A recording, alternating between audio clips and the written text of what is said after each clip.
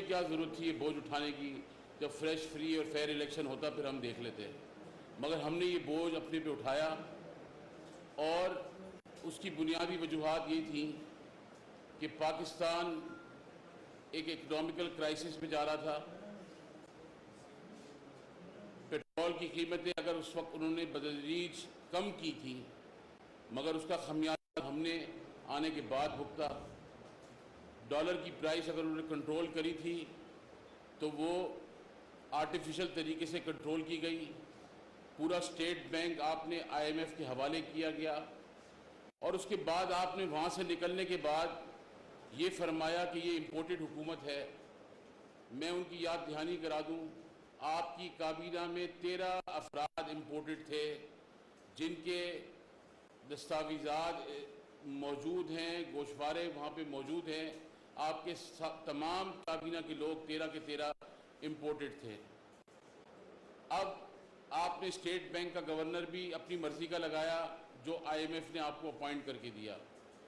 آپ نے وزیر خزانہ بھی امپورٹڈ کر کے لا کے بٹھایا گیا. آپ نے شہزاد اکبر کو بھی امپورٹ کر کے لا کے بٹھایا. آپ نے زلفی بخاری کو بھی امپورٹ کر کے بٹھایا. ثنا جو آپ کی خاتون تھیں وہ جو انکم سپورٹ پروگرام کی، ان کو بھی امپورٹ کر کے بٹھایا گیا. پوری کابینہ آپ نے امپورٹڈ طریقے سے بھری. ہم نے آپ کو کوئی جواب نہیں دیا. اس کے بعد آپ جلسے میں کھڑے ہوئے اور آپ نے کہا جی امریکی سازش ہو گئی اور ہمارے ساتھ مداخلت کی گئی اور ہماری گورنمنٹ کو تبدیل کیا گیا.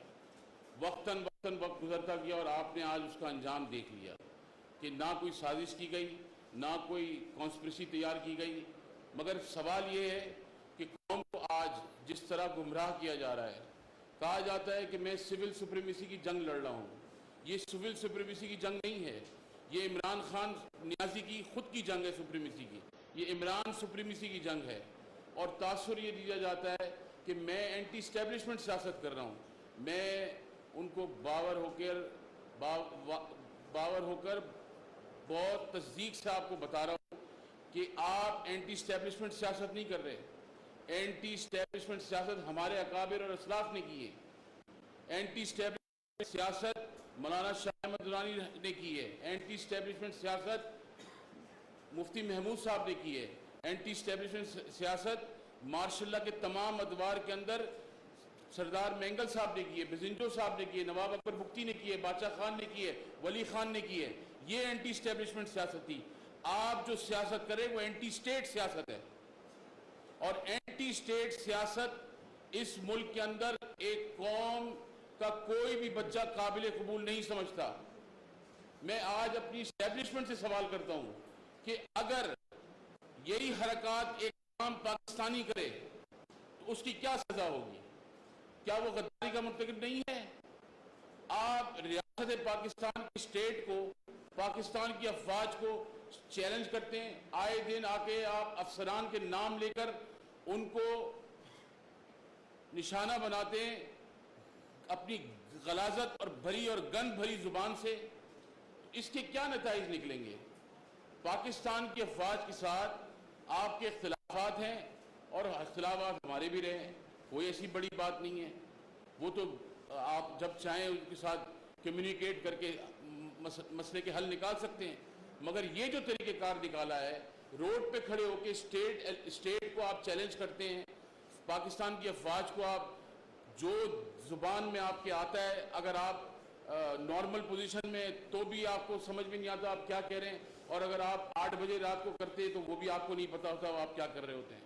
تو لہٰذا اس صورتحال میں میں نہیں سمجھتا ہوں کہ جو آپ کا فرلانگ مارچ ہے اور شارٹ مارچ جو بھی تھا وہ آپ لے کے اسلام آباد چڑھنے آ رہے ہیں. اگر آپ کا ارادہ ہے تو وہ انشاءاللہ یہ خواب بھی آپ کا ادھورا ہوگا، پورا نہیں ہوگا انشاءاللہ تعالی. آج ان سے یہ پوچھا جائے کہ کس ملک کے کہنے پر، کن ممالک کے کہنے کے اوپر آپ نے محمد بن سلمان کا دورہ کینسل کروایا؟ کیوں 21 تاریخ 3 مہینے سے دی گئی تھی محمد بن سلمان کے اور تمام جو سعودی عرب سے آ رہے تھے ان کا جو دورہ منسوخ کیا گیا؟ کس کے کہنے پہ کرایا گیا ہے؟ کس نے آپ کو فورن فنڈنگ دی؟ کس کے کہنے کے اوپر آپ نے یہ سارے عمل کیا پروسیس؟ مگر ان کے پاس کوئی جواب نہیں ہے. اب ان سے یہ پوچھا جائے کہ آپ یہ ذرا بتائیں کہ آپ کس حال میں خوش ہیں؟ آپ کے جو الفاظ ہیں اور جو آپ کے حرکات ہیں وہ یہ بتاتے ہیں کہ میں ہی پریزیڈنٹ بن جاؤں، میں ہی وزیر اعظم بن جاؤں، میں ہی چیف منسٹر بنوں، میں ہی گورنر بنوں، میں ہی سینٹ کا چیئرمین بنوں، اور میں ہی الیکشن کمیشن کا چیف بن جاؤں، میں ہی وزیر اعظم بن جاؤں، تب سب کچھ اچھا ہے، باقی اگر کوئی اور بنے تو بڑا پرابلم ہے مجھے۔ آپ اس کے ذہنی حالت دیکھیے کہ جس دن حلف برداری کی تقریب تھی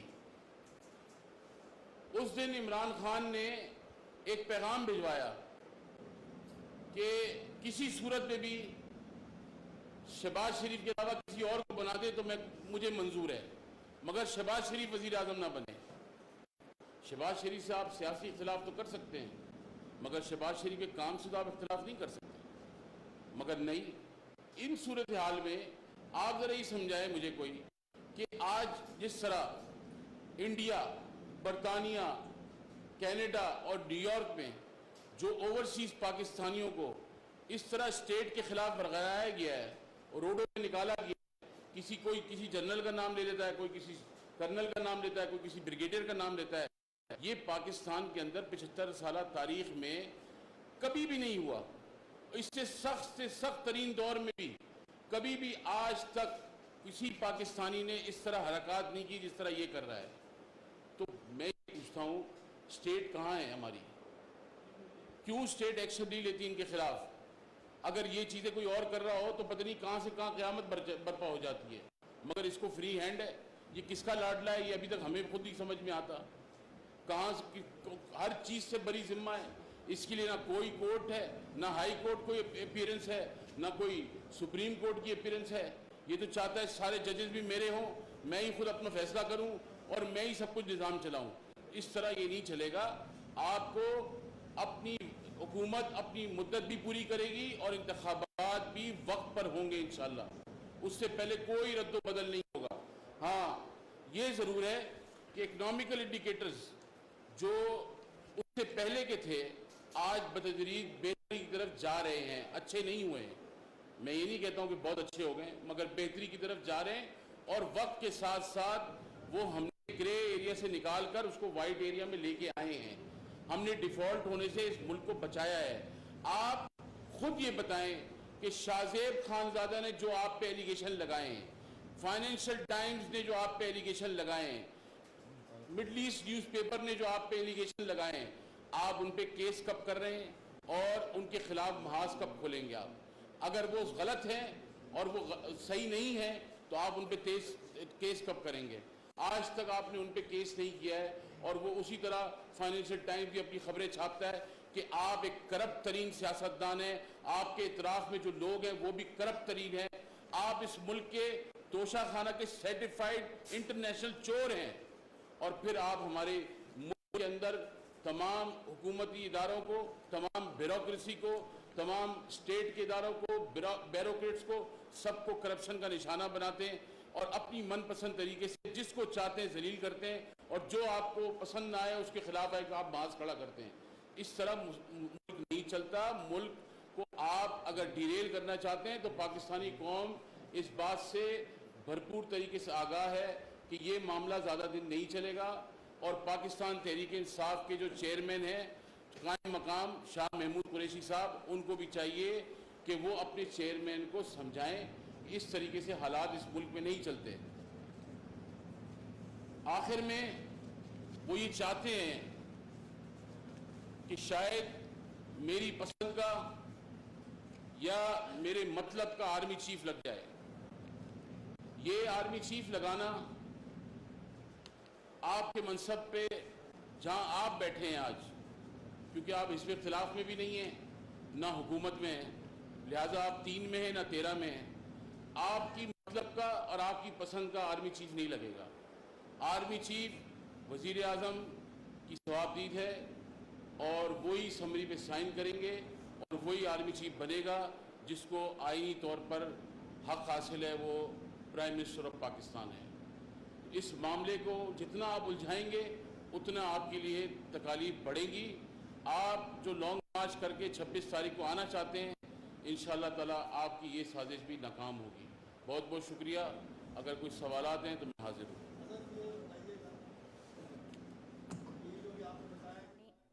वज़ीर आज़म के मुआविन ख़ुसूसी शाह अवैस नूरानी और दीगर उलमा न्यूज़ कॉन्फ्रेंस कर रहे थे। उन्होंने कहा कि इमरान खान